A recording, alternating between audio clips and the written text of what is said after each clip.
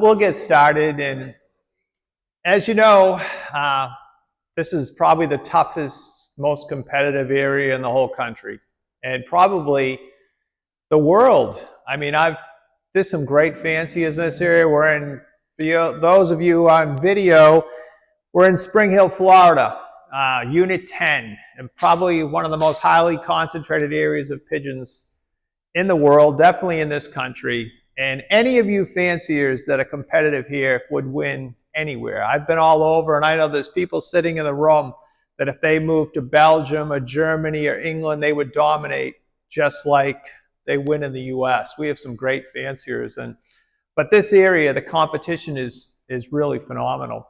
So what I'm hoping with this video today would be to offer some tips to the established fanciers that are most successful to make things much easier for them, and maybe the people that don't have as much success that can, ratchet it up a little bit. I was going to start with, I know everybody gets crazy about motivation. It's useless. I gave up motivating pigeons 30 years ago, probably. If you try to motivate them unnaturally, you help one, you might hurt 20. I've had my best success since 2009 or so, racing celibate hens to the perch. No motivation, no cocks. They just come home to the perch. And they've destroyed the widow cocks. And I'm not sure if many of you race celibate hens, but if you don't, I would suggest to go that route. And does anybody race celibate hens down here? I think it's a pretty popular method. Yeah. And for years, when I used to travel to Belgium, the hen fanciers back in the 80s and 90s, the guys who raced hens had all kinds of success, and we all thought that they were doing something special, like they were just unique with their systems, but it really wasn't the systems. And for me, I always thought the cocks were stronger and better, but if I only had to race one sex, it would definitely be the hens. My brother is just going to race hens up in Boston this year. He's not going to race, any cocks going forward. And probably in 2012 or 13, I had a Belgian person visit me. And at the time, I was racing my hens out of a section in my young bird loft. And it was just perches. And so I had 3 sections of the young bird loft, but I would race the celibate hens from this one section. So he came in, and I showed him what I did. I said, yeah, they race to the perch. I don't exercise them. I just let them, I train them 2 times a week. I race them. Where are the cocks? He said, no, there's no cocks. I said, they just come home to the perch. They're winning ace pigeons and national awards. And he's like, tell me the truth. I said, I'm telling you the truth. I said, there's no cocks. I feed them predominantly barley. They perform. They race to the perch. He goes, oh, you put the cocks over here. I said, no, believe me. This is what I do. Tell me the truth. I said, well, this is the truth. He said, well, if you have cocks in the section when they come home, you do better. You'll do better. And if you show a cock to the hens before shipping, you'll do better. So then I started thinking, well, maybe he's on to something. So I played with cocks a little bit that year with the celibate hens, and my season was just middle of the pack. So he goes home to Belgium, and he wins best middle distance loft of Belgium, wins a national, all kinds of awards, greatest season of his life. So fast forward to that winter, we're in Vegas, and I see him. And he runs up to me and he says, Frank, I tried your system, it works. And I said, yeah, I tried yours, it sucked. And it's like, it's funny, it's so simple. He couldn't believe it. I keep it really simple. Most of you guys, which I laugh too, is maybe down here, you're either exercising every day or twice a day sometimes. Pigeons don't need exercise more than once a day at the max. Like if you're letting them out twice a day, you're burning up a lot of energy on the birds. The only reason you would have to exercise the birds more than once a day is even once a day, is you're feeding them incorrectly. So if you feed them correctly, my pigeons, for years, they race on Saturday, they train 35 miles on Tuesday, they train 50 miles on Thursday, and then they race. No loft flying. That's it, the whole season. When we get to the long distance, they race 500 miles on a Saturday. They stay in the loft till the following Tuesday, which is like 10 days. They have a 35-mile toss, a 50-mile toss, then back to the long-distance race. So in a 2-week period, they have 2 flights. Whereas a lot of fanciers, their birds are coming home from a race, 2 days later, a day later, they're back on the road, they're back pushing them out, they're flag flying. Now, you couldn't train like me if you feed like you. Like, the greatest feed for racing pigeons is barley. I don't know if everybody uses barley, but if you feed barley to the pigeons, you can get away with next to no work at all on the birds. So I'm sure if Tommy's here, the grain dealer, if you could buy a depurative from 100 to 300 miles, the birds should eat 100% depurative mix, including the day of shipping. And you can get away with just about no work, no effort with the birds. They'll fly super. Now, if you're a guy that trains and exercises all the time, if you feed them correctly, you can reduce your work. You can have success by taking them down the road, feeding them the rich feeds, but you can also have just as much success by feeding them correctly and working them a lot less. And I've never lived at the pigeon lofts in many years, so for me, less work is better than more work, and you can have the same amount of success with a lot less work. So for the shorter races through 300 miles, they would eat depurative once a day. And again, if you feed your birds more than once a day, you're going to overfeed them. So I tell everybody once a day, one feeding. And my feeding would be one of those pick pots that you can buy, that the mineral cups come in. One pick pot feeds 10 pigeons per day, and that's the depurative mix or the barley mix. So if you measure your feed, but again, they're not going to fly, they're not going to loft fly, you can't train them every day. Couple of training tosses a week, measure your feed. 6 days a week, including the day of shipping, they eat the barley mix. When they come home from the race, they get the rich feed. Then back to the barley mix the next day. I don't know how you feed, but you're probably a master of feeding with all your success. And a lot of the Europeans used to say, you master feeding, you master racing. And I find with especially new fanciers, they'll buy Versalaga Champion, Versalaga Energy, and you think you're giving the birds all this great feed. And I mix my own depurative, which is 75% barley, 25% Versalaga Champion mix. That's what my birds eat. And I race right through 600 miles on that. I might feed rich seeds for 2 days before a long distance performance. Like my birds that race a 500, they'll eat the rich feed for 1 day and the next morning because they come in late. And then the next 10, 11 days, it's the barley mix. And then depending on the speed of the race, they'll get rich seeds maybe the night before shipping and the day of shipping, sometimes only the day of shipping. And if we have a really fast, if it looks like a 10-hour race, 500-mile race, 50 mile an hour, I'll feed them depurative the day of shipping to a long-distance race. And when I send them to the races, they're light as cork. Most everybody, now I haven't handled a lot of birds down here. I wish I handled them last night, but I bet for today's race, 90% of the birds were too heavy for today's race. Although most of the guys down here try to keep them lean, but they do it with work. I do it with feeding because who feels like training pigeons? So if you haven't fed depurative and barley, try it. And the reason I started getting so barley crazy over the years, back in the 80s, I was racing widowhood. So I had a small section where I kept the hens. It was straight widowhood. And I was feeding the cocks light to heavy, like everybody says, barley for the first few days and the last few days, the rich feeds. Then I would go in to get the hens to show to the cocks, which I don't do anymore, but this was years ago. And my hens felt better than the cocks. And the hens were sitting in the section all week eating barley. And the cocks were on this light to heavy. They're out exercising.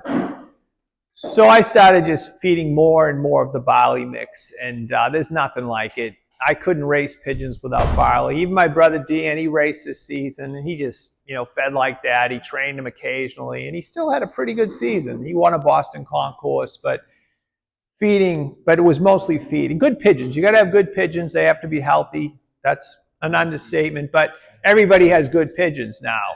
And so if you can master feeding, you can master racing. For those of you who follow my YouTube channel, I put a lot of videos on YouTube. I've got like 130 now. I have fun with it. And I break down different systems that I do, and it's common sense.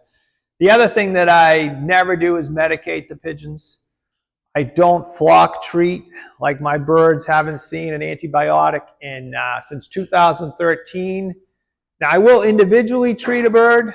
I will, if something gets canker or respiratory, I'll treat it, but individually. I won't flock treat them. You're going to lose more. You're going to have the weaklings are going to show themselves, which I like, because my weaklings, I'm not breeding from them, I'm losing them. They're falling out of the population. Now, if you medicate all the time, yeah, it's going to take a while to go to natural health. And I think I could do it here. A lot of people feel you can't do it in Florida, but in New England, in April, we have a cold winter. April and May, when we start racing, is damp and rain, and then we get into high heat and humidity towards the end of the season. So we have a lot of different weather types, but I won't medicate those pigeons. And no canker, no cocci. I worm them and I vaccinate them. And we've been doing that for years. My breeders the same way, nothing. They live a natural health. I build immune systems. And what I found, and what I'm learning and studying even with myself, is the natural microbiome in the gut. Like, the bacteria in the gut is so important. And when you medicate them, it kills off what's supposed to be there. Like the stuff that's going to keep them the most healthy and make them most resistant, they lose that. And then other things take over, and you have less of a pigeon. So I wean them. Of course, you're going to get a sick one here and there. And what I do when I get a sick one, I'll put a marker band on it. I might inject it with an antibiotic or give it a canker tab if it has canker. But the ones that got sick never amount to anything. And rarely will a bird that was sick turn out to be any good anyway. So I would breed some extras and try to work to natural health. And it's going to take maybe a year and a half, because when I bring birds in from Europe, I'll get new imports.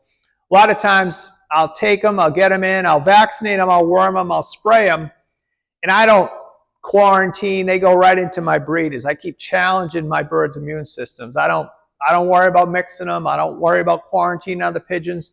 I throw them right in. And in many occasions, that new bird gets sick as soon as I put it in with my pigeons. So it takes them a while to ramp up their immune system. But if I could recommend, you're going to take your lumps early on, but you're also going to build better pigeons. And the antibiotics kind of covers the weaklings. Like, you're breeding from weaklings, you're racing weaklings, because without that constant antibiotic care, those pigeons wouldn't be in the population. So I advocate it. I know it's difficult to do because you're going to have some downs, but once you get through this to a point, like I find now that I just have always good, steady performances. Like, it's always good results. Now, as most of you know, you could take your birds and not treat them all season, then hit them with a respiratory, and you get this antibiotic boost, and you have a big performance, and then the next week they're down. But you can build a team of birds that just have this natural immunity, that have a steady performance week after week, year after year. And I've had pigeons, one of my hens last year, she was 4 years old, and, breaking open combines, and not a drop of antibiotics her entire life. So, in these pigeons, again, you're going to get a sick one. With me, and I'm a little nuts like this, if I get a bird with canker, a breeder with canker, or an old bird race team with canker, I'm happy, because I want my rest of them to build immunity off the sick one. So I'll take the bird, I'll treat it individually, but I'll leave it right with the others. Same with the youngsters. If I get a sick one with canker, it stays with the healthy ones because then everybody's immune system goes up. Not everybody can do it. Usually I find in the pigeon sport, especially new guys, they get a sick bird, they treat the whole group. And it's going back. You've all heard the classroom theory, you know, if this kid has strep throat, you don't treat the whole class. And that's kind of what I do. I use the sick ones to boost the immune system of the healthy ones. Another thing, what I'm very adamant about are vaccinations. I vaccinate, I change the companies I use. The best vaccine to use for the youngsters is PMV rotavirus. The vets over in Europe have all come to the conclusion that rotavirus is the root of all like young bird sickness. So when I wean the babies, the first vaccine they get is the PMV rotavirus, and I pox them. I pox everything at weaning, and I just mix up the pox in like a syringe. I make a little bit at a time. You can take the mixed vaccine, throw it in the fridge, use it for like 3 weeks. And when I wean them, I pox them through their leg skin. I vaccinate them with PMV rota, and then they go out to the one-loft races. Now, if they're still around for young bird season, then I hit them with the PMV salmonella bronchial vaccine. And I buy it from Global. I think it's the best vaccine. PMV salmonella bronchial. It's got a respiratory vaccine in it also. And with that vaccine, I use that before breeding and before each race season. So my race team, about 2 weeks before the season, they get the PMV salmonella bronchial vaccine. And I think it's beneficial, especially maybe with somebody like me that doesn't ever put a drop of antibiotics. Now, I will use natural products. Natural products, you know, where antibiotics might have a response like this, natural products have a little response. So you have to use them over time. So for years, I was using the oregano products. I'm not sure if many people use the oregano, but I have had really good luck with the oregano, and I like it. I think it's a beneficial product. More recently, I started promoting New Biotic. It's an oregano-cinnamon combination, and I really like it. It's a good thing. But I've even gotten away from the natural products because after 10, 12 years of natural products, the apple cider vinegar, the oregano, I said to myself, do my birds need all this natural stuff to perform? So then I took that away too. So I just started mainly water, vitamins here and there, apple cider vinegar for 2 days after the race. But I wanted to make sure that these birds weren't being kept healthy from these natural products because I just want to keep making them stronger. And they seem to keep getting stronger, which is good. And like everybody else, we're all going to get a sick pigeon. Nobody has, you know, you're going to get sick ones no matter how hard you try. But I think you can build them and build their immune system so it's better all the time. I mentioned salmonella vaccine with the combinations I use. There's KM1 vaccine. Dr. K makes a KM1 vaccine. I use that vaccine as a treatment. Like I'll get a bird from quarantine, it'll have a big bubble on its wing, like a salmonella lump, and I'll use that salmonella vaccine to cure the lumps. So if you buy the KM1 vaccine and you give the bird, I give them a milliliter, a big dose, 2 times a week for 3 weeks. I shoot them twice a week. A month or so later, more often than not, the lump is gone. So I've had pigeons come out of quarantine, you know, they get the stiff wing or the thing in the elbow, and you're kind of like, well, you just spent all this money. But I've treated them with this vaccine, and it works great. Even the vet who created the vaccine now treats his customers' pigeons with that. He hits them with the high doses of that KM1 salmonella vaccine. Great vaccine. I talked to him about it. He doesn't actually think it's the vaccine that cures the bird. He thinks it's called an adjunct. Can anybody know the word? Adjutant. What's it called? Adjutant. they take this and it causes the immune system to have a massive response to the vaccine. So he thinks it's the additive to the vaccine that's causing the bird's own immune system to beat the lump. And again, I wouldn't treat something unless it's special. But, you know, you get a new import and it's got a lump in the wing.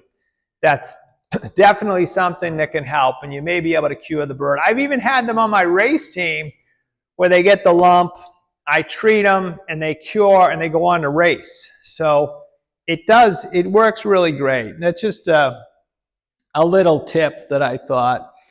I know a lot of you, we've all been in the sport for a long time, and me, I started in '74, so over 50 years since I started racing, and some of you longer than me. And I hear occasionally the old timers talk about how great the birds were 40, 50 years ago. Those birds don't even compare to the pigeons we have today. The pigeons we have today would destroy the birds we flew 40, 50 years ago. I mean, I know that everybody likes to reminisce and think about the birds they flew in the past, but I've seen the evolution of these pigeons. They're faster. I mean, everything about them. Maybe they're not as tough. We used to race more pluggers where the birds were more homing pigeons. They would come home. But these pigeons today, boy, they got a lot of race. We never have those slow, everything's fast. I mean, it's really fast. And I know some of you nodding. Maybe some disagree, but even going to, when I started going to Belgium in the 80s, late 80s, and I saw the pigeons over there, and I saw the health and the condition and the quality, and I said, wow, these guys are on another level. Now nobody's on a different level. We're all on the same. Everybody, your birds in America are as good as the birds in Belgium, as good as Germany. We all have super pigeons, but the pigeons are so much better than they used to be. I'm stunned. I mean, I think about if I had the pigeons that I have today, even 25 years ago, you would destroy everybody. You'd win all the one-off races. These pigeons are so much better. And but again, maybe they don't have as much endurance because we got away. Everybody looks for speed. The other thing that the way I've seen them change over the years, they were very masculine. The cocks were masculine, heavy boned, heavy wattled. They were more show standard. Now even the cocks look like hens. Like everything looks like a hen now. It wasn't like that years ago. It was more, you can really see the distinctions between your cocks and your hens. But, you know, it's fine. It's much easier to condition a mid-sized pigeon than a big, heavy-boned bird. And another mistake many fanciers make is they select on show quality, which kind of cracks me up. Everybody wants the one-pin tail and the heavy, strong back, and I laugh because they're racing. You know, they're not, everybody gets caught up in these show standards. I like a pigeon, they call them in Europe like a ringer. I like a bird that's flexible, that you hold it and it's like doing this in your hands. And I don't want a big, heavy, strong lobster back. Like for me, that's a flaw. I want a back that's, you know, straight. I don't want the tail hitting me, but one flexible. And when a bird flies for hours and hours, the tail is doing this with the wing, if you got a slow motion view. So flexibility is important. And those stiff, like you will see pigeons that are pretty stiff, but usually they're more of a sprinter than, you know, a true athlete. I want to see flexibility in the bird. I don't want too much bone. I don't want too much back. I think it's almost like if you have a canoe with long oars, you don't want too much body. You know, everything wants to be a little bit toned down, a little more flexible, a little more light and buoyant. And that's going back to the way I select. Back in the late 70s, I fell in love with a pigeon in Boston, and my father said, I'll buy it for you before Christmas. Maybe he'll sell it before Christmas. And he bought me the bird. And the bird was a corky, super feathered pigeon. He was amazing. I just loved the bird. And right off the bat, his children, his grandchildren were winning. So as a young kid, I started selecting for pigeons that were very lightweight and very great feathered. And boy, does it make the game easier. If you start with the right pigeons, select for corky, buoyant, lightweight, super feathered birds, it's all the difference in the world. need a lot of training. They condition well. And the great ones never get out of shape. They feel like they're in racing form in the middle of winter, in the middle of the race season. So if you can concentrate on selecting the super buoyant, super corky, flexible birds, you're better off. And again, we select a lot for show. We pick these really showy, wedge-shaped, strong back.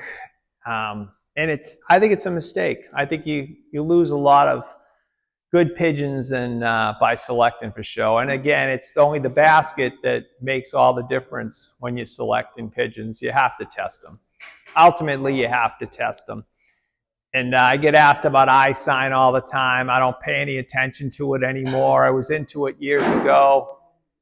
Nobody can select a superstar by the eye. If anything, I would suggest pick the richer colored eyes. All things being equal, pick a nice rich colors. And what I like to do, and even when I was sending babies to Africa, I'll take the little baby out and bring it out into the sun and watch the pupil get nice and tiny. Some of them I'll even see in photographs. They'll photograph a bird and it's like under a light brighter than the sun and the pupil is still this big. You know, those pupils, you want them to go down. So especially here, they're going to fly in the heat and the sun. So if you're going to look at birds and look at eye signs, bring them out in the sun and grab the ones with the pupils that get tiny. Skip the ones that the pupils stay big because they just don't have that muscle to, you know, they might be good sprinters, but they're not going to race all day in the sun. So I don't pay too much attention with the eyes. And, you know, you hear these theories, made opposite eye colors. Yeah, but there's a million pairs, pearl-eyed pairs that are breeding champions and so on. But you're going to breed like eyes together. Make sure that they have rich colors. I'm jumping all over the place. Would anybody have a question? I might have confused somebody. Kevin. Frankie, what's you talk about when you look for the birds? What's your thoughts on the throat?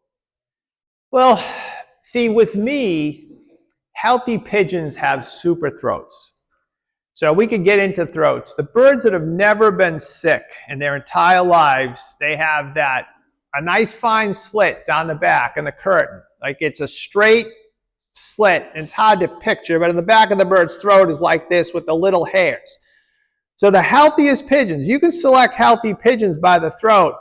They have a nice straight slit and little hairs in the bottom of this, whatever that is. Yeah, there's a little fringe. The sicker ones, the weak ones, that slit in the back is crooked. The fringe is gone. So if you got a bird that's a year old and you can tell it's never been sick in its life. You want to try to pick the one. So by throat, I look for throats like that. I also look for windpipes that are still, because if the windpipe is lunging forward and, you know, it's gaping, the bird has had a respiratory issue. Now, if you chase it all around the loft, you bounce it off walls, then you grab the bird. Sometimes but if the bird's calm, you want the windpipe to lay back in the throat and be relatively still, just be a slit. So as far as throats, I think the only reason I use them is to see which birds have the most health. Because the ones that have had the issues will show it a lot of times in their throat. So I don't want to breed from pigeons that have had health issues. I also know that if a bird gets sick and then gets healthy, more often than not, it's going to get sick again. And in many cases, you're going to find that one that was sick and then you nurse it back to health. That 2 years from now, you're going to go in the loft, it's going to be dead on the floor. So I don't really like pigeons that got sick.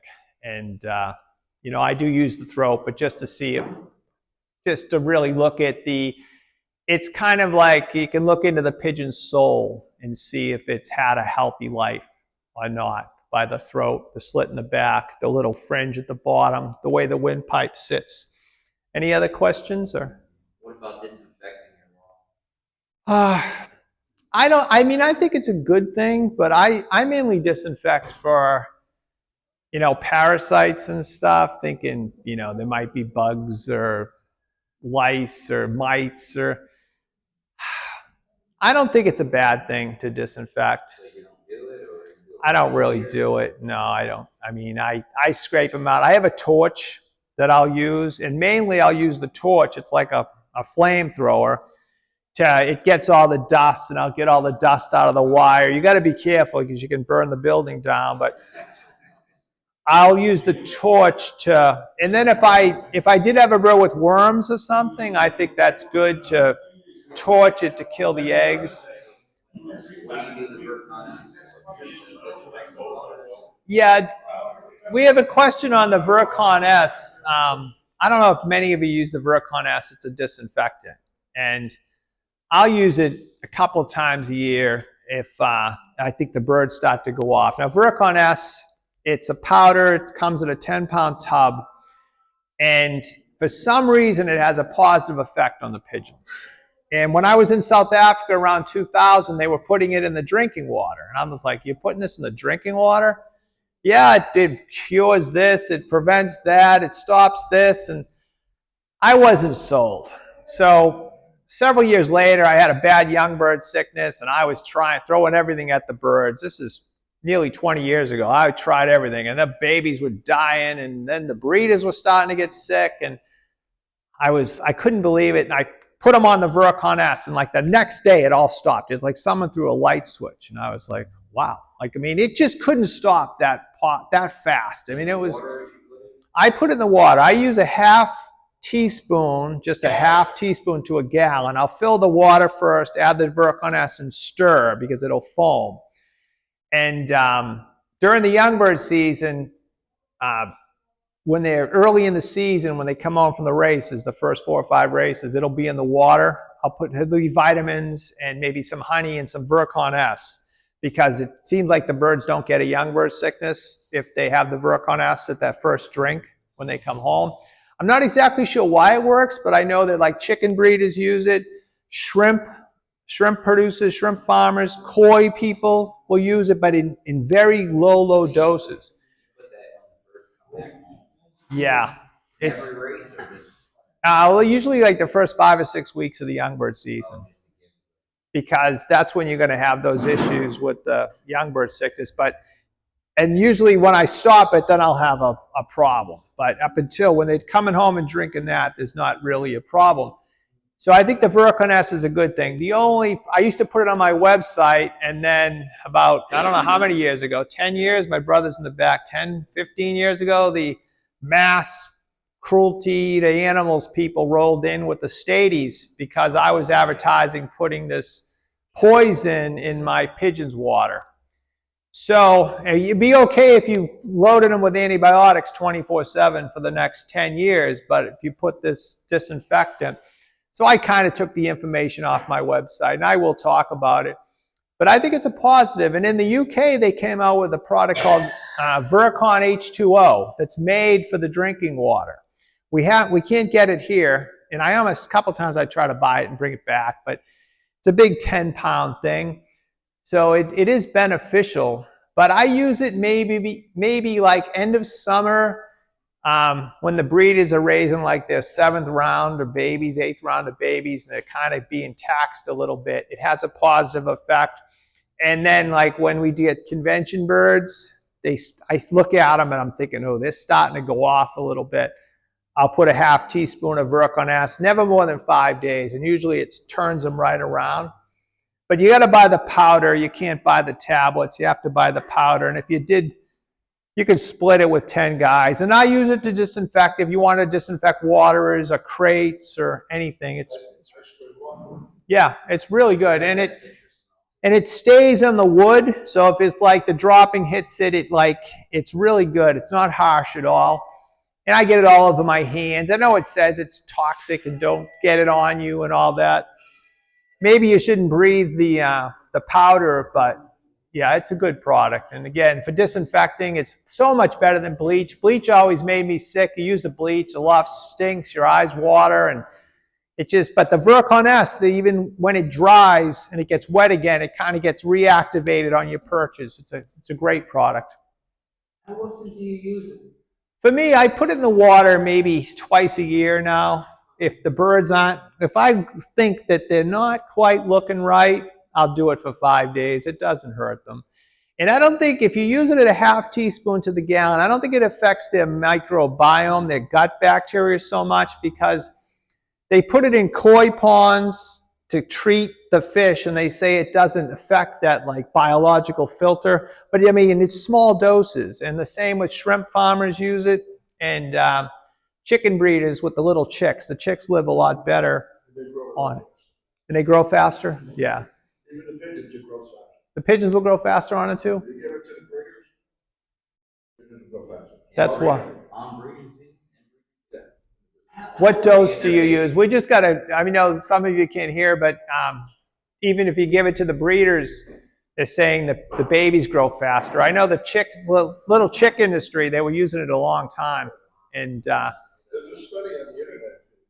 Look it up. yeah, you can definitely look it up, because I researched it, and I even saw that like the South African government was putting it in the human water supply to like knock out cholera outbreaks and stuff. So it's a pretty good product. I wouldn't overdo it, but I've known people that have kept their birds on it for ages, like a quarter teaspoon of the gallon. And I mean, I don't like to give too much of anything for any period of time, but I use 1 teaspoon.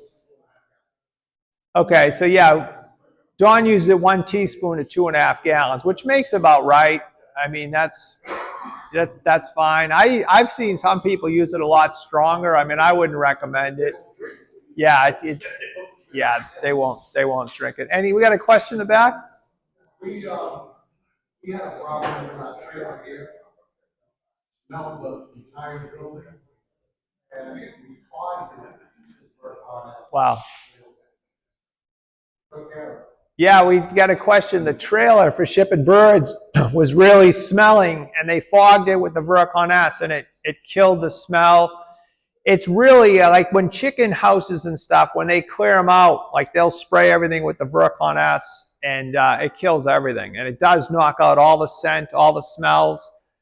And I know when I was dealing a lot with the USDA, that was a product that I would use, they were happy with for sanitizing. Like if you have different shipments come in and stuff and you have to sanitize for export, it's a great product. When I brought shipping birds in, they take the truck, unload it, bring it back, and then spray the whole truck on it. Is that right? Yeah, even at the USDA they use it, but mainly for disinfectant.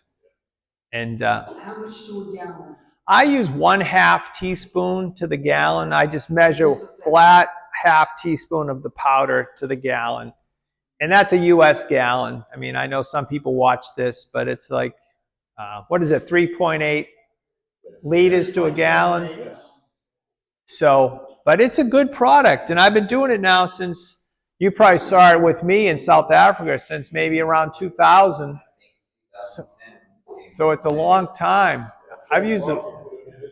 Yeah, he talked about it too. So that's an interesting something to do. He said that's the only thing he used. He used no medication. A lot of people can, yeah, and I think a lot of it is natural health. Like if you can work to natural health, you can use just a few minor things. I promote, I mentioned the oregano product, New Biotic. It's only 1 milliliter to the gallon.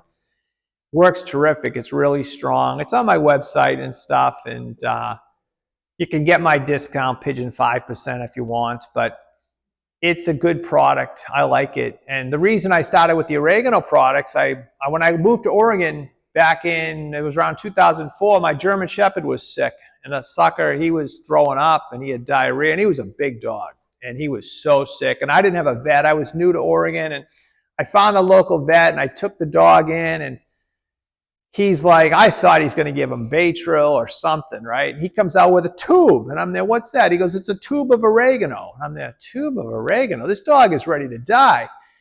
And he goes, no, it works better than the antibiotics. So he held the dog's mouth, shot it in, held the dog, it tasted awful. Like in 2 hours, the dog was better. I was like, wow. So then I started researching oregano with the pigeons, and I've used it ever since. So the oregano, for me, it's been over 20 years, and it's been a big plus for us. The one I use now has cinnamon in it too, which is also very beneficial for the birds, health-wise, their gut. So I like this new product, New Biotic, better than the old one that I was using. Who sells that? No, it's a company that just, they sell it. They sell a friendly, I'm going to start testing their friendly gut bacteria and stuff, but it's just a company. But I can give you, new biotic. And I'll put, if anybody sees this video, I'll put a link to it down below. Because I'm planning on putting this on YouTube if it turns out. How often do you use it? Well, I have a lot of people contact me and they're like, oh, my bird's droppings are green. They're acting great, but their droppings are green. And I usually suggest, worm them. And then I would do it for about 2 weeks straight the first time, every day. And then I like 2 days on, 2 days off. So just a couple days and just go like that, 2 days on, 2 days off. And for the race team, I use it on day of return and then on Tuesdays because they don't drink, they don't like it. It's strong. It's not a great flavorful thing or anything. So when my birds come home from the race, they have the new biotic, they have honey, they have friendly gut bacteria. I use Roni. I think it's the best one on the market. It's got the probiotics and the prebiotics, which is like the little things that fuel the probiotics. So there's vitamins and electrolytes, the cheapest chicken Tractor Supply one you can get, just a little bit. Honey, Roni, and which is the probiotic, and the new biotic, the oregano. So when they come home from the race, they drink that. Usually if we're long distance, it's in there the next morning, but usually just the day of return, they'll drink that stuff. And I think it's beneficial. Then the next 2 days, for me, it's apple cider vinegar because I use like 1.5 ounces to the gallon. I buy the one with the mother at the health food store. You got to shake it. And that's kind of my canker treatment. So they come home to the new biotic. It's almost like a Gatorade, oregano mixture that sort of I make with all the different electrolytes. And then the next 2 days, they get the apple cider vinegar. And I like it. And that's the treatment. Now, I was using the yellow drops. I don't know if many of you use the yellow drops. I think it's a good product. It's acroflavin. And again, it's something they use in tropical fish, and it's a antimicrobial. So you drop it in the bird's throat. It supposedly helps with respiratory and canker. Last couple years, I didn't use it at all. It was too much, and the birds flew just as well. But my birds have been on natural health for 1,000,000 years. So I think if you're moving to natural health, you want to do the vinegars, you want to do the yellow drops, you want to do the oregano as your birds get their immune systems built up. And I think that's really important. Frank, I'm down here for 2 weeks and the phone take care of my birds. It's giving me out outside of vinegar every day. Yeah, I find that works for me. it's a great product, the apple cider vinegar. And it's funny, with the vinegars, the good bacteria likes acidic environments, and the bad bacteria likes alkaline environments. So the apple cider vinegar makes the gut, the crop, the intestine more acidic, which is a good thing. It promotes the good bacteria. And I've read some good studies, and even it burns fat. Like, it's a good fat burner too, the apple cider vinegar. Some people are taking it morning and night, and they're finding that they're metabolizing fat from their liver better.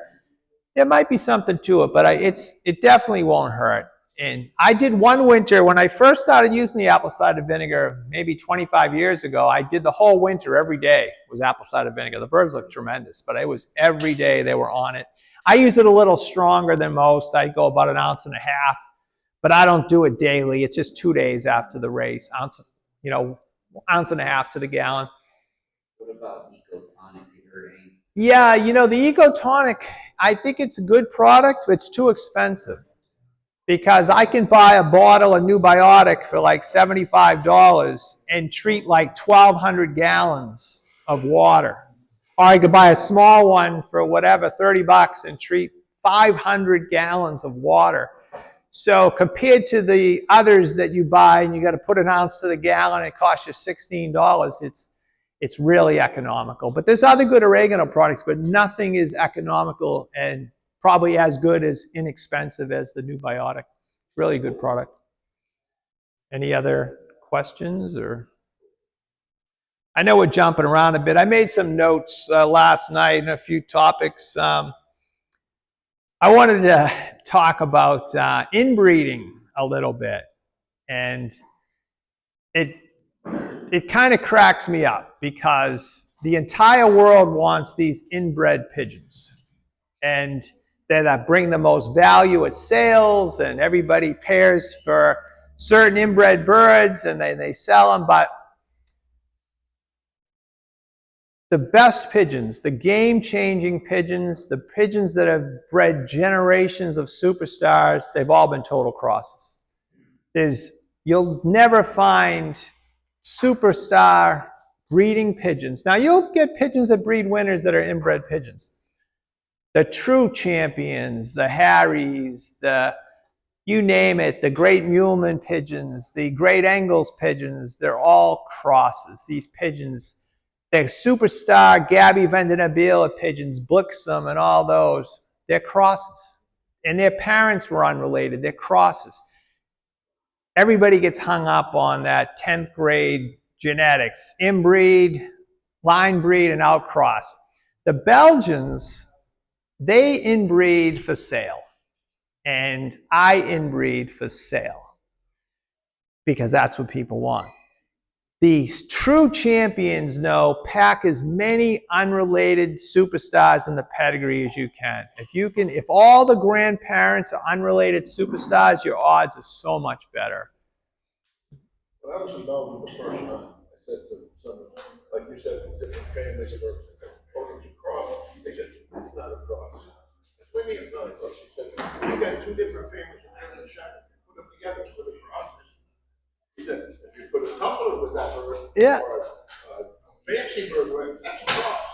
But that's a good bird to a racing bird, it's not a cross. That's a good point. It was saying that if you had two different lines of German Shepherds, you bred them together. That's not really a cross. They're both German Shepherds. It was the same with pigeons, but if you made it a fancy bird to a pigeon, yeah, that's a cross.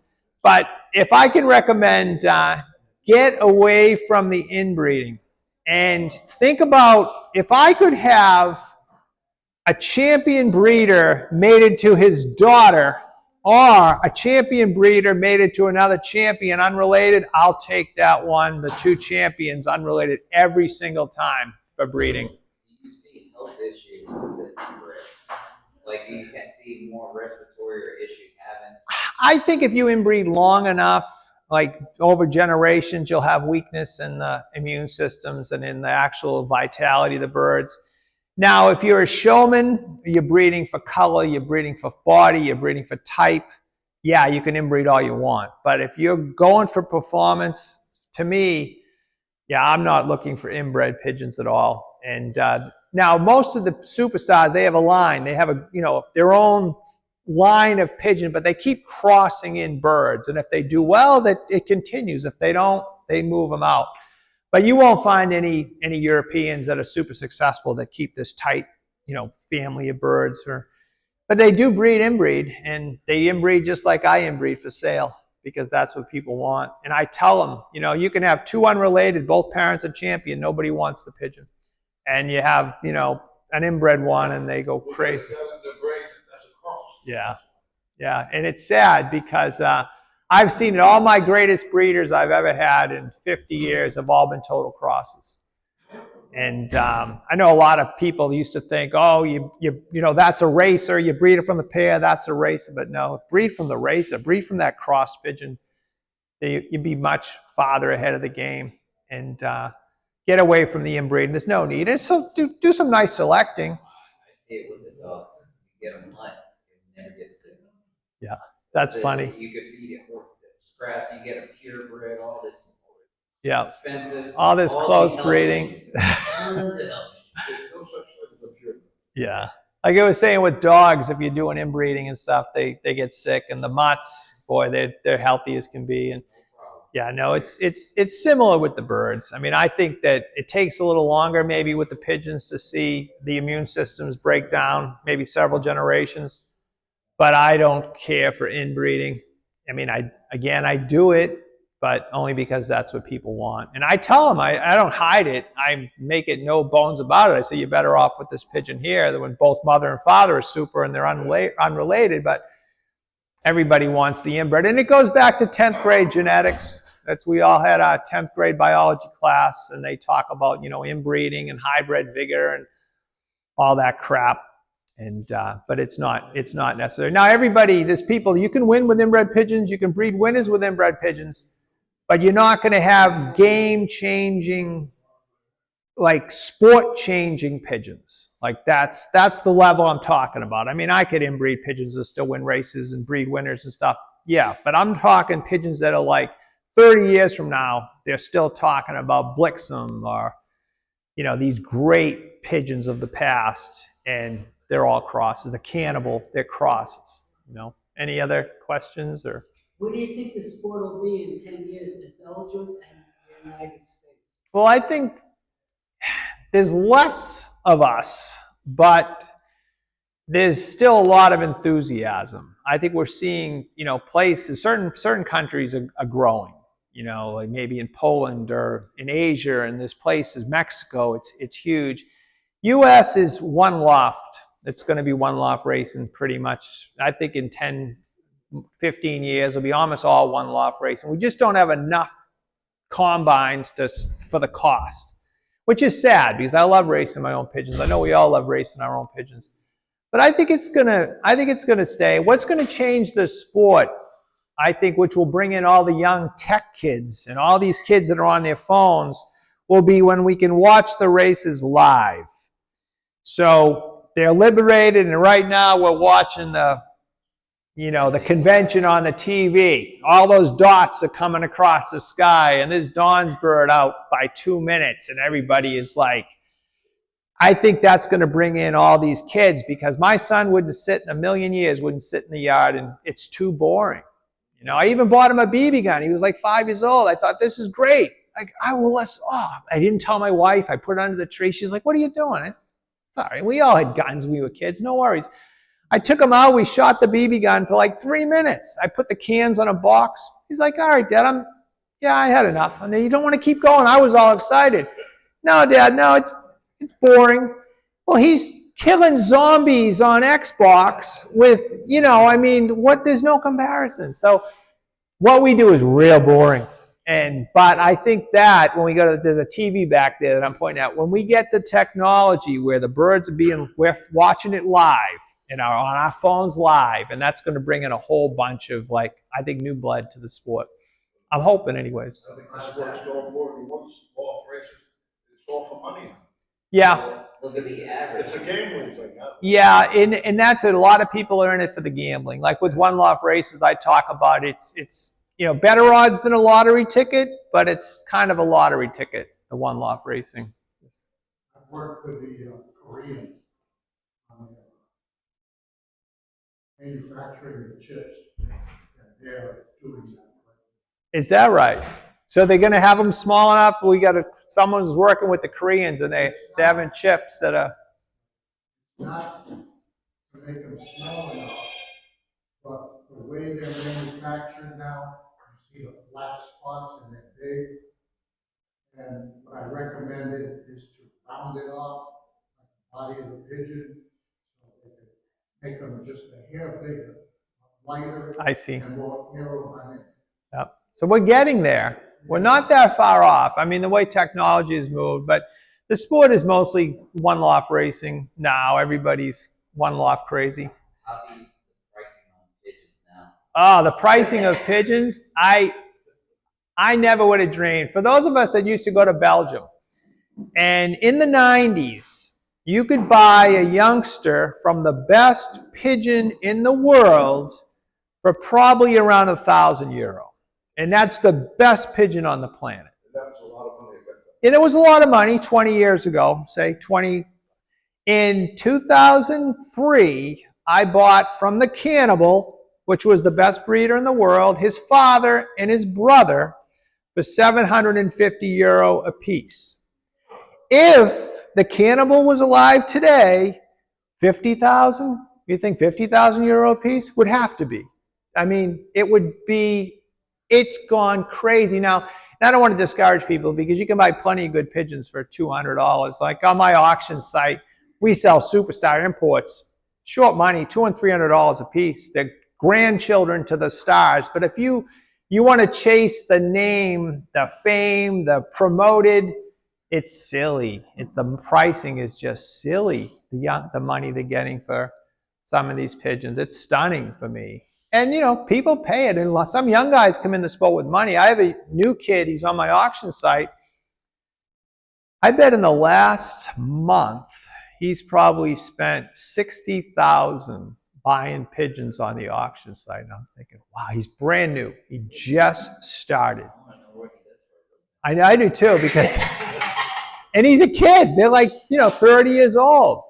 And I know me, if I'd have my brother as my partner, he enters one-off races, but you can't enter all those races without either a partnership or without a lot of money. If you got a family and you're trying to put kids through college and these $1,000 entry fees, I don't know how people do it, but they do it. And they grow, they keep growing. So I think that's the sport, one-off racing. And again, we'll have fun with it. At least now we can watch them. You get the information on the computer, you see the results. A lot of times they show the race live. And but I'm hoping it exists, and keeps going. You're talking about one-off racing, has fellow call me. They want to buy a pair of pigeons for you, but you got to guarantee that they'll win one-off racing. I said, if I had a pair like that, you'd have to cut my arms off. Yeah, exactly. There's no guarantee. There's very few. I mean, there's very few good pigeons. It's hard. If a pair breeds a good youngster every year, it's super. That's tremendous. If it breeds a good youngster every other year, it's a really good pair. It's difficult, especially if you have competition. And they're few and far between. The real elite, the real super birds, there's only a very, very small percentage. Like I've only seen a handful in my life that I was like, wow, I still think about them. And when I used to export to the $1 million race in South Africa, I would have, 1,000 birds come through. And there was maybe 5 that I thought could win the race. Like there were 5 that were on that level. There were, 900 that were pigeons, and there was about 100. I said, they could get in the top 100 or so. But yeah, and then sometimes there's a couple occasions I call the person, I said, that bird you sent, unbelievable. And then he sends the next group and he's like, what's wrong? I said, well, they didn't compare with, it's very subtle with the super ones and then the ones that are just a little below. And I know that, a lot of you can do the same. Just the 2 fingers come over their shoulders. If I just do that, you can feel the feather quality and a special vitality over the average pigeon. So just that much, and I already, wow, that bird's special. And I know when I reached into the box with one of the birds for the $1 million was fifth place overall, and I touched that bird, and I let the owner know. I said, this bird is awesome. And I used to track it, and some of the birds I selected were right at the top. One person had 2 of the 5, and he never paid his entry fee, and he had a top 10 bird, but he didn't pay the entry fee, so he didn't get the results. But he had 2 of the, say, 5 best pigeons of 1,000.